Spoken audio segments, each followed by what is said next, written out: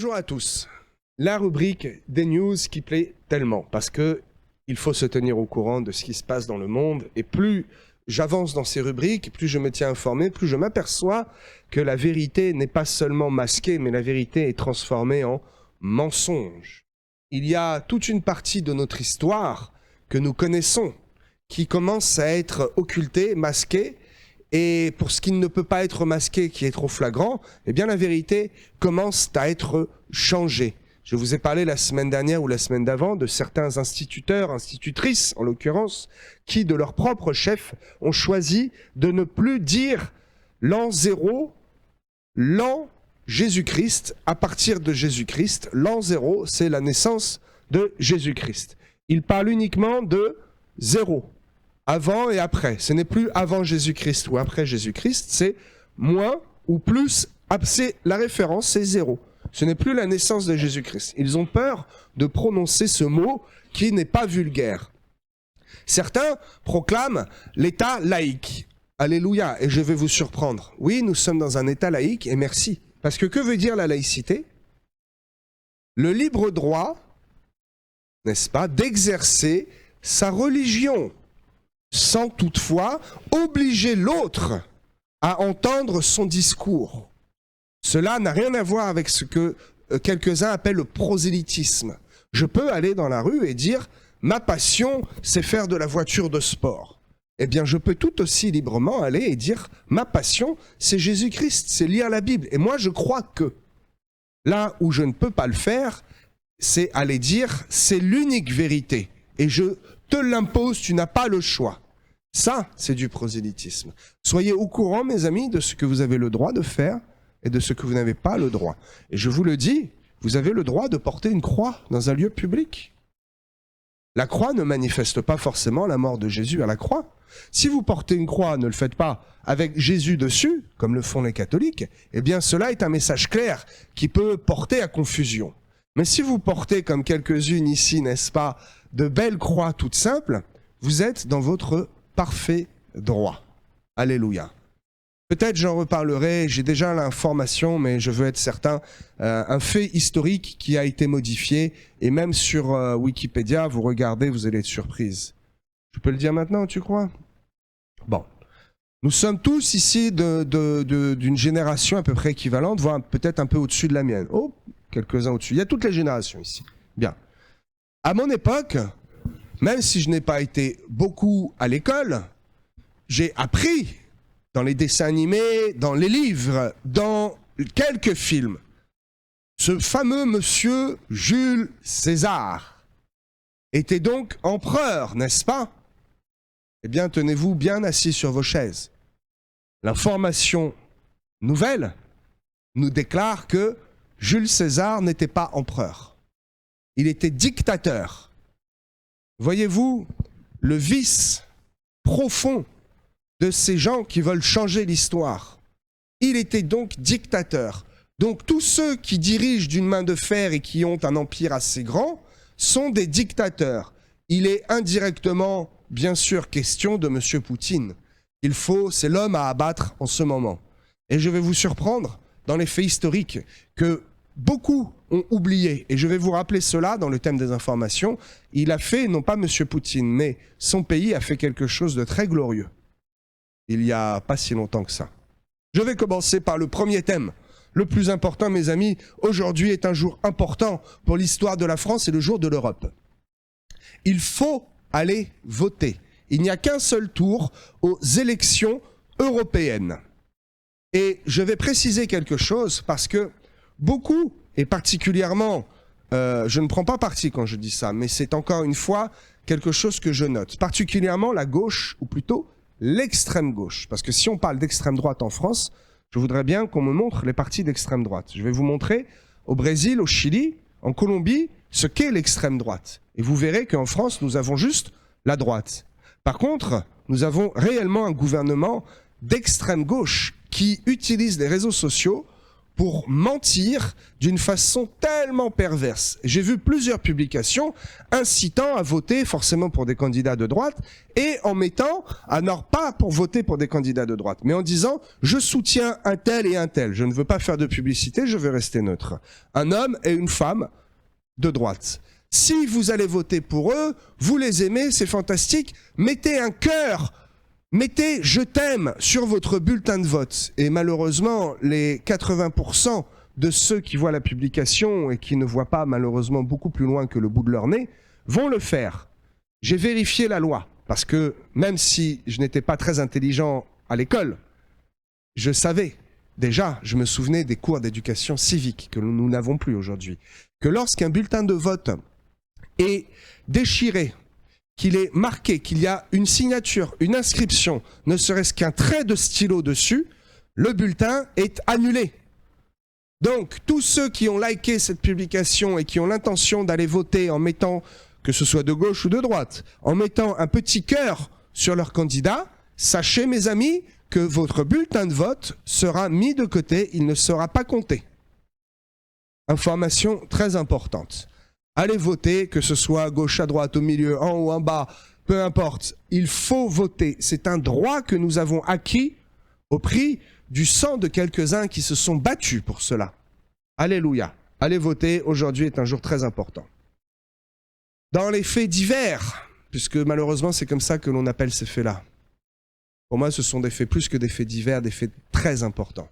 12 enfants ont été percutés par une automobiliste âgée de 83 ans. Hey, tout comme ces jeunes, je vais en parler, à 14 ans qui volent une voiture à 3 heures du matin. Que fait une dame à 83 ans au volant? La police déclare il n'y a aucune faute de conduite relevée, parce qu'aujourd'hui la police se concentre sur les relevés alcool, les relevés stupéfiants. Bien heureusement, à cet âge-là, cette femme ne consomme ni alcool ni stupéfiants. En outre, et cette information, elle n'est apparue qu'une seule fois. J'étais derrière l'écran, derrière le journal pour la noter. Cette dame était en sens interdit. Elle circulait en sens interdit. Elle dit avoir perdu connaissance. Je vous dis la réalité de la chose. Elle était en sens interdit, un peu énervée au volant, en voyant une troupe de cyclistes devant elle. Elle n'a pas bougé et elle n'a pas dévié sa trajectoire. Malheureusement, cette troupe de cyclistes était une dizaine d'enfants en sortie périscolaire. Une enfant de 10 ans y a laissé la vie. Quelques autres grièvement blessés et tous les autres grièvement traumatisés. Cette femme se dit traumatisée. Elle est actuellement en hôpital psychiatrique. C'est la seule réponse judiciaire que l'État a trouvée. Bien entendu, on ne peut pas mettre une femme de 83 ans en prison. Toutefois, je mets le doigt et je vous interroge sur quelle est la réponse de l'État à ce problème-là. Ne peut-on pas offrir, avec les milliards que l'on donne à ce monsieur en pyjama, offrir des moyens de transport aux personnes qui ne se sentent plus de conduire? Si cette femme avait eu la possibilité d'appeler un taxi et de payer 10% de la somme, eh bien, une vie aurait été sauvée, 11 autres vies auraient été préservées de ce malheur et préservées de cet esprit de mort. Cela changerait complètement la chose.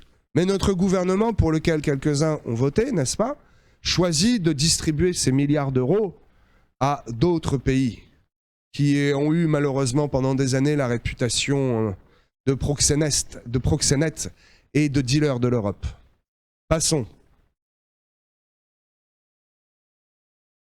Cette semaine, il y a eu une célébration, une commémoration très importante, qui était le D-Day, le jour J, n'est-ce pas?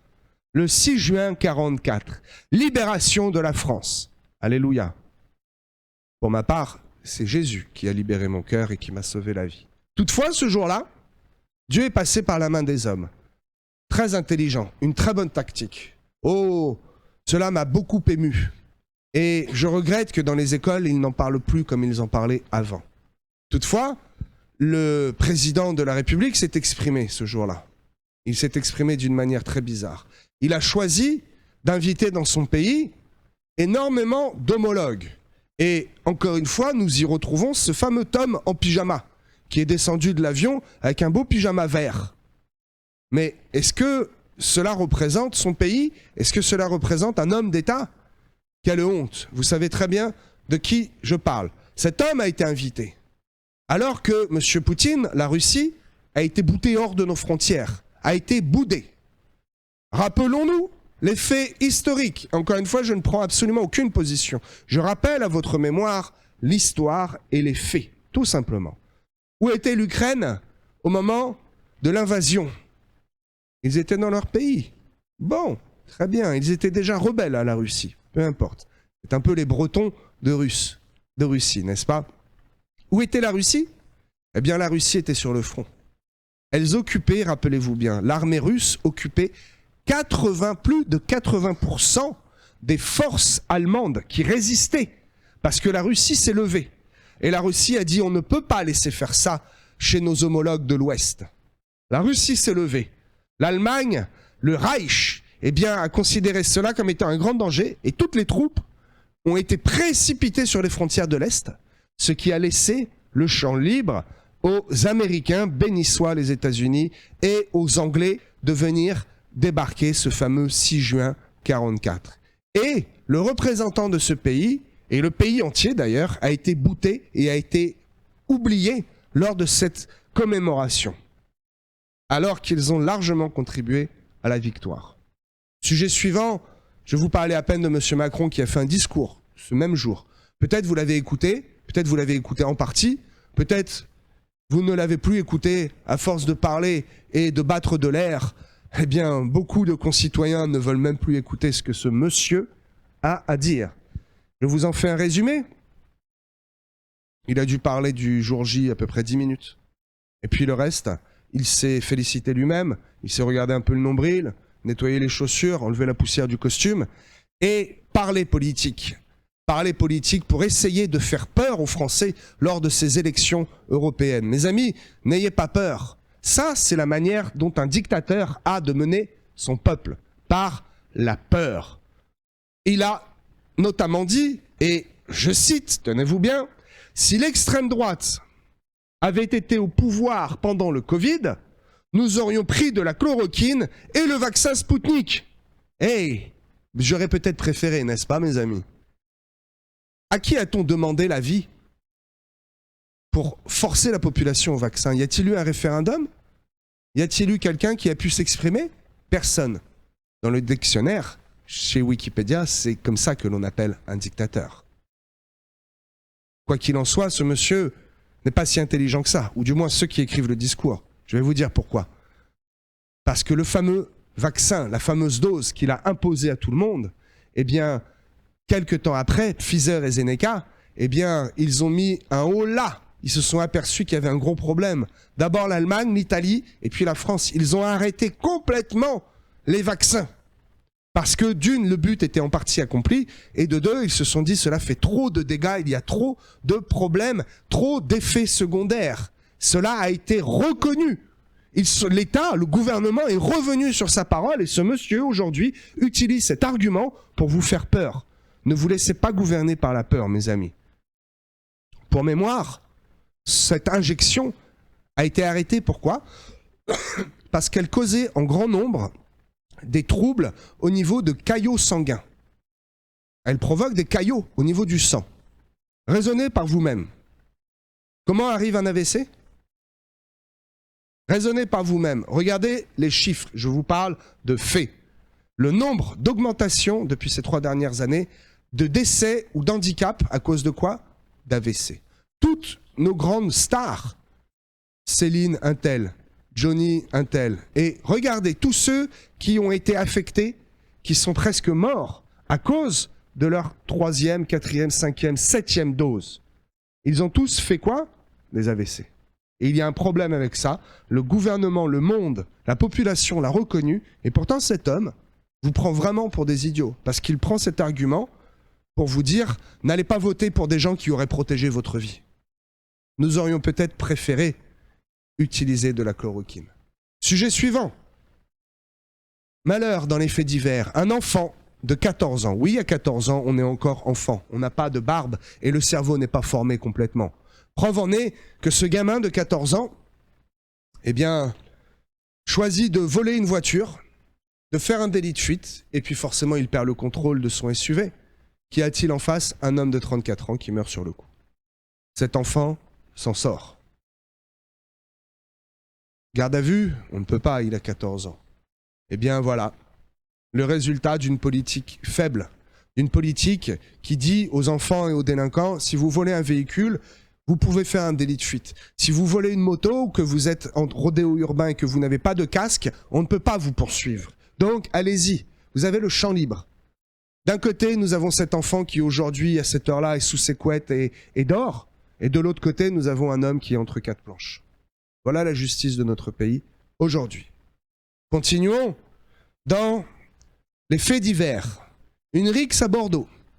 Encore un jeune homme de 25 ans, ce n'est plus un enfant, mais un jeune homme, qui, eh bien, était au milieu d'une bagarre. Un coup de poing, un coup de pied. La bagarre, visiblement, n'a pas été très violente. Toutefois, cet homme est mort. Encore un mort à cause de risques entre bandes rivales, entre jeunes qui s'affrontent dans des endroits et dans des moments où ils devraient être dans leur foyer, ils devraient être chez eux. Encore un mort. Et je terminerai avec un fait très important qui nous concerne, nous les chrétiens, particulièrement le mouvement évangélique. Un grand pasteur très célèbre qui a fondé le Top Chrétien. Je vous déconseille ce site, vraiment. Et qui va prêcher de temps en temps dans une très grande église à Paris, une église avec un anagramme à 3 lettres. Je vous laisse deviner, je n'en ferai certainement pas la publicité. Eh bien, tenez-vous bien, cet homme, dit homme de Dieu, cet homme appelé pasteur, toutefois, pourquoi? Parce qu'il a fait des études de théologie. Bien.